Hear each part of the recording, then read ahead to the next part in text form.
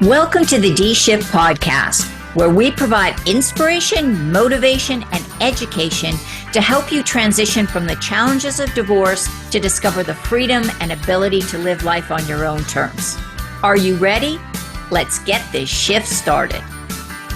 Hello, and welcome to another episode of the D-Shift podcast. And I always love having conversations with people that I've talked to before. And so if you've gone on YouTube and you've listened, you will all have already heard of the wisdom that Dr. Jill Rosenthal is going to share with us. And Dr. Jill just has a phenomenal history. So let me share a little bit. She is an award-winning Harvard and Stanford educated physician who retired after a 35-plus year career and became certified as a wellness and mindset coach. Her extensive experience and training, coupled with her own transformation from a stressed, overworked, unhealthy physician, wife, and mother into a happy, healthy, thriving coach, makes her uniquely equipped to help others release unconscious thoughts, emotions, and behaviors that hold them back so they can create their dream life. And hey, who doesn't want to do that? So, Dr. Jill, welcome back again. Thank you so much. It's great to see you again. You too. And I know that you shared a little bit with us last time on the YouTube recording, but can you tell us a little bit about the background and why you've gone from being a physician, which some people may see as sort of a dream job, and now you're working as a coach with, I think that's a dream job, but it's not, it's not kind of as mainstream as being a physician. Can you talk a little bit about that? Yeah, I had a little help. And that help was cancer. And you're right. I loved what I was doing. I loved my patients. I adored my team. And it was probably killing me. I was working 50 hours a week. I was getting paid for 32 of them. It was extremely stressful. I loved it, but it would have been better if there'd been a little less of it. I was also caring for and then losing my parents from across the country, taking care of my spouse with Alzheimer's disease, raising a teenager, chronic foot problems, had foot reconstruction, and then wound up with breast cancer as a thank you gift from all of that stress and probably a couple other things. So that was all in surgery, radiation, chemotherapy, all in a 2.5-year period. Wow. So ultimately, complications from my treatment for my breast cancer led to a disability retirement. But at that point, I realized, at the time that I first went out for my foot reconstruction, because my breast cancer was found while I was on medical leave, I was already pretty burned out. I was, I was toast. And so ultimately, I was not able to go back I did online work. I did teledermatology consults. For quite some time, I tried to go back and see patients, and I just wasn't able to do it for a variety of reasons. And I ended up with a disability retirement. And I started a coaching problem for, at that time, weight loss. And I signed up for a coaching certification just to get stuff, to learn for myself, and thought, maybe I'll do some coaching if I like it. But in order to get certified, I had to log a lot of coaching hours. Yes. And lo and behold, as soon as I started doing it, I was hooked. And so, it was no longer like, do I want to do this? It was, I have to do this, because it was really fulfilling. I was really good at it. I was making a difference in people's lives. Over time, and while I still do some weight loss coaching, I was specializing in eliminating cravings, emotional eating, and self-sabotage, and kind of uncoupling the need to eat from the emotions, but also helping people with how they manage stress and emotions. But eventually, it kind of morphed.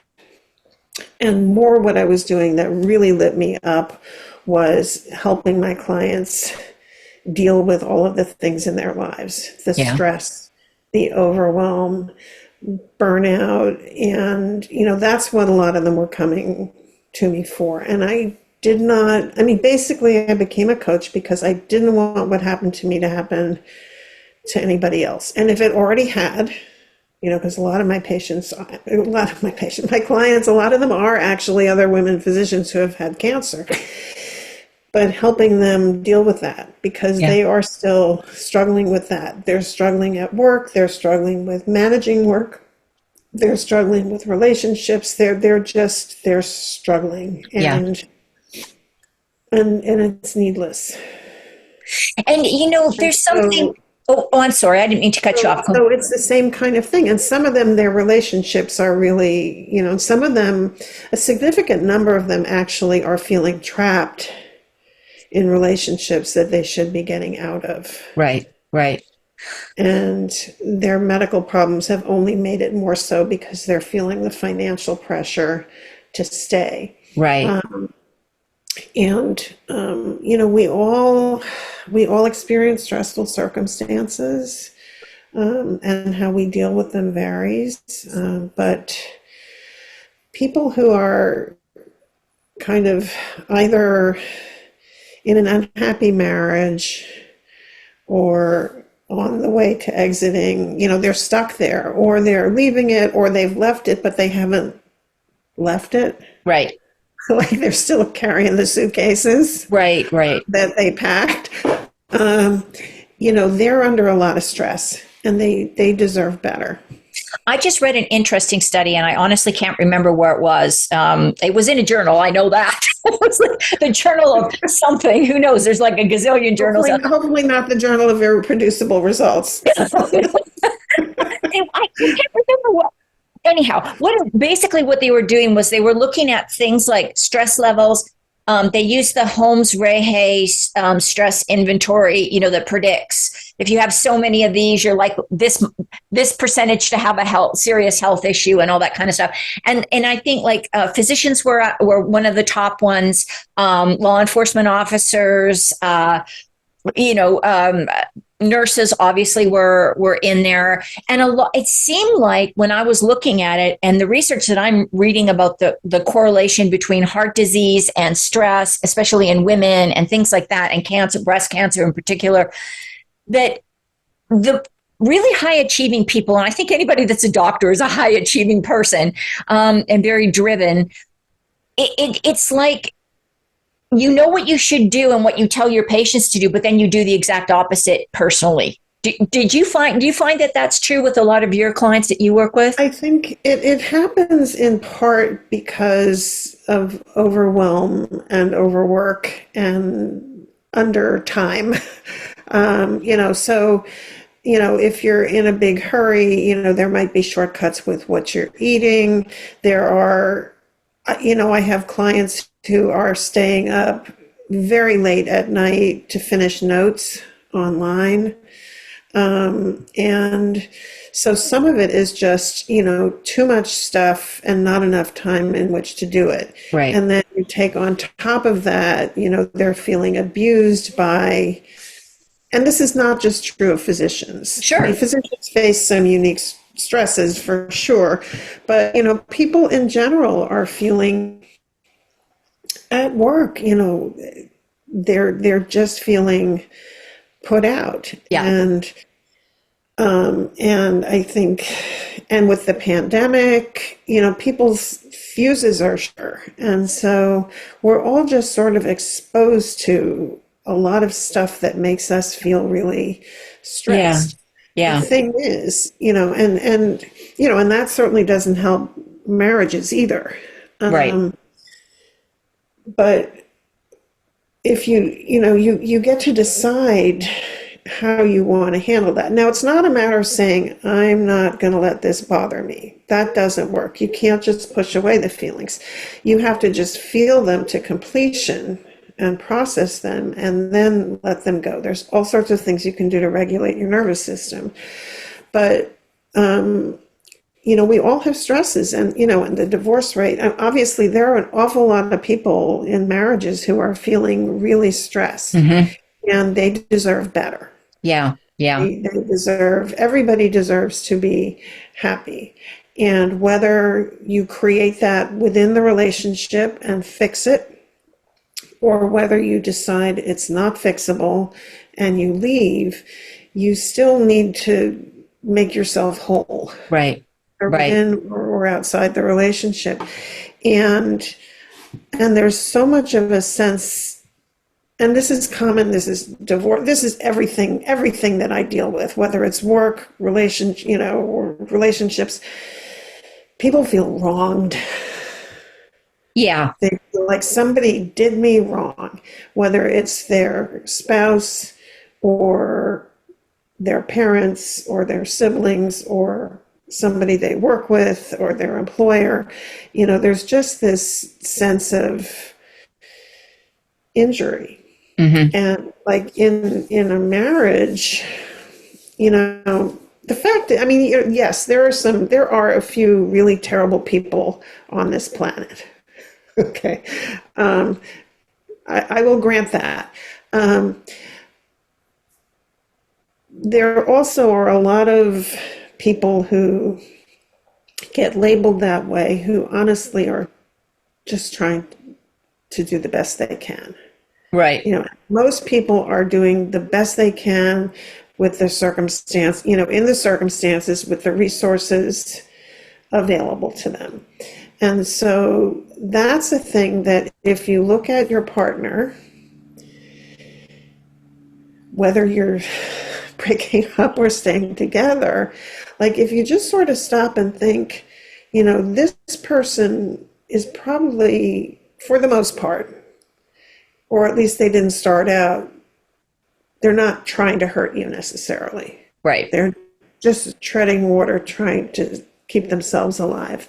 And so much of what we do is we react and we trigger each other. And, you get, one person says something and it triggers an old wound, and all of a sudden you're like back in, 4-year-old, right? And then you say something and then they're triggered too. And before you know it, there's no grown-ups in the room. You just have a bunch of kids. Right. Right. And so, like, if you can sort of look at it as, like here's an example. This is a stupid example maybe, but it's an example. So when I was a resident, we had to take, then we had board exams, right? And every year we had practice board exams. And so every night, like when I would sit down, every time I would sit down on the couch to study in the evening, somehow my first husband, I don't know how he did it because he was on another floor of the house, but somehow he would find something that he wanted me to do. Like, it was like he had ESP for like, oh, Jill just sat down to study, right? And so, but he probably wasn't. Right. He wasn't trying to sabotage me. He just had something he wanted me to do, right? And there's so much in how we interact with people like that, and just sort of giving people a little grace, which, by the way, includes, giving ourselves grace. Yeah, and I think that is so true. And so I want to, because I know Dr. Jill and I have kind of had this conversation before, but so we are not talking about people who are abusive. We're talking about just a breakdown in the communication between a couple. So I do agree with you. And honestly, I believe that when I went through my divorce, for the first year afterwards, it was all his fault. It was that sorry SOB's fault. And now I can, now I can, within about a year, maybe a year and a half, I started looking back and say, no, there was some things that I could have done differently myself, not to fix him, but to fix myself. And like you said, not to engage in those kind of tit for tat kind of conversations that get going. So I think that is a part of healing, right? Is being able to look at ourselves and accept responsibility for what we did. And then we're not, like you said, carrying those old wounds that our next partner accidentally triggers, and holy, there's a big explosion at that point. Because if you don't fix whatever was broken in the first relationship, regardless of whose it was, if you're going to bring it to the next one. And I remember when we were splitting up, my son was young. He was not even 4 yet. And I did a lot of research. I read like all the Gottman stuff and like, I read everything I could about children and divorce. And we tried couples therapy. We tried, and it was clear that we just weren't the right people for each other. It just it wasn't a good fit. Now looking back on it, decades and decades later, I can see like, holy moly, right? Um, but, but the aha moment for me after doing all the research was that, it was better, two things. It was better for my son to grow up with two happy homes than one unhappy one. And then the next one was like this is like lean in thing. I didn't want him to grow up with that as his model of marriage. Right. Because young children, they're sponges. They absorb everything, but they don't know how to make sense of it. They don't know how to analyze it and interpret it. So what they see is like, this is what marriage is. Right. Right. And they take that with them. And here's the thing, it's subconscious. So it's like an iceberg, right? It's 90% of it's under the water and just waiting for you to crash into it later. Right. And so, I didn't want him to be thinking that, oh, this is what marriage is like, because I didn't want him to go out and have that same thing happen.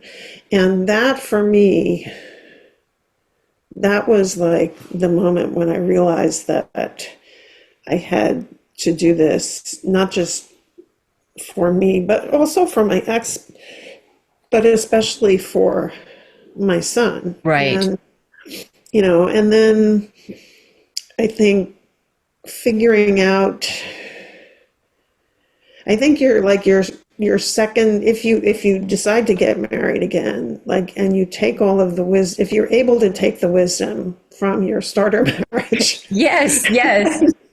And apply it. Second marriages obviously have a higher risk of divorce than first, in part because like there are people who are willing to get divorced, and in part because there are people who haven't fixed their shit. You just marry the same person. They look different, but it's the exact same person. Right. Yeah. But if you escape that, then you get to have magic in your second marriage. And yes, the universe, the universe is going to bring you the same lesson over and over again until you finally learn it. Right. And that happens in relationships, it happens in jobs, it happens all over the place. And, so. And that's what I think the message that you are helping women with, especially those high achieving women in whatever profession they may be in, is that being able to figure out that stress component and how that's impacting them on so many different levels, getting rid of that then gives them the emotional bandwidth, if you want to call it, to deal with the relationship stuff. Because it's interesting. I was talking to somebody a little bit ago who was talking about a lot of women, when they feel their relationship starts struggling, they put all their energy into their professional field. And then that just sucks all the energy out. It keeps sucking the energy the wrong direction rather than. So I so think what you're doing is so important, is to help create that sense of getting over those hurdles so that you do have that ability to take action that you want to take. Yeah, for sure. You have to, what you look at gets attention. If you're riding a bike, and you turn your head, that's where you're going to go. Yeah. Right. And so you have to be mindful of where you want to go and look in that way. But you're right. A lot of people do, if they're unhappy at home, then they decide, work is my happy place and I'm just going to focus there. And you're right. They're taking the oxygen out of the relationship. But even, excuse me, within even a happy relationship, let alone an unhappy one, we're so used to like the same, somebody like your best friend could say something to you, or could even like say something mean to you, and you would let them, you'd let it go because like you take it in from in the context of a loving friendship. Whereas if you're mad at somebody at baseline and they say good morning, you're like, what do you mean by that? Yeah, it's how you interpret that, right? Right, because it's not just what they say or what they do, it's how you receive it. Right. So, a lot of what I do with people is work on, well, how do they receive things? Because,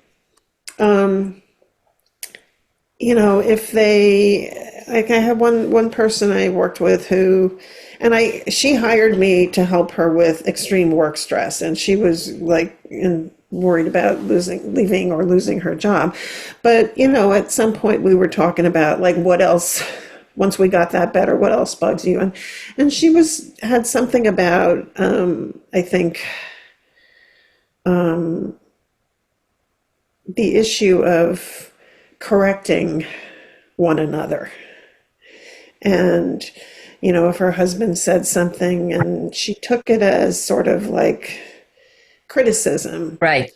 And once she was able to just sort of immunize herself against hearing it that way, then it was just neutral. Right. Right. And then it didn't have to turn into an argument. An argument, yeah. Or even worse, a freeze. Yeah. I can't, and I think that, like I said, I think that what you do is phenomenal. And I so wish these interviews could go longer because we just get into the good part and our time is running out. So, Dr. Jill, what is the best way, if people want to find out more about what you do, what is the best way to reach out to you? They can find me on my website, drjillrosenthal.com. There's a contact page there. And that's where it's easy to find me. The best place. And yeah. Dr. Jill is really down to earth, and she provides a lot of practical information. So if you're feeling stressed, she is the gal that you need to speak with. So Dr. Jill, superpower. Thank you so much for being here today and sharing all your wisdom. I really do appreciate it. Thank you. It's great to see you again. And I'd like to thank everybody for listening in on the D Shift. And don't forget to tune in again next Tuesday. Thanks for listening and supporting the D Shift podcast. If you would like to attend live trainings by our amazing guests and have a chance to ask questions and get answers from our experts, join the D Shift crew. For more details and to sign up, head on over to www.divorcecoachforwomen and click on the podcast page.